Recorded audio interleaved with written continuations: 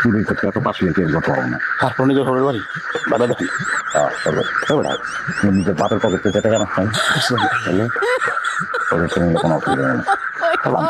আমি পুরো কন্ট্রোল করে কাম করে নিলাম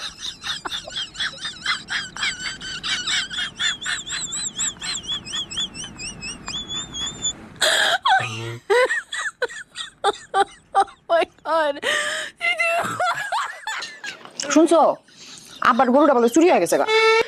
একটা গরু চুরি হয়েছে এমন ভাবে কইতেছ মনে হয় ঘুরে ঘুরে পেট কেটে আবার কিডনি কেউ লেগে গেছে আবার আমরা পারবো না। আপনি এমন ভাবে কথাটা কইতেছেন যেন এটা একটা বড় বিষয় না। যে চুরি করছে তার বউ মাথা যখন ঠান্ডা পড়ে আপাই কই থানায় গেছে মামলা করতে। আমারে শ্বশুর বাড়ির গরু চুরি করে যদি জেলে যাই তারা মানুষ যত সব যাইবই বউটা যাইব কোনো দরকার নাই। আল্লাহ এবার আমার মাফ করে দাও লাগলে কাম করে এখন খেতে কাম করবো লাগলে মাফ করে দাও আল্লাহ।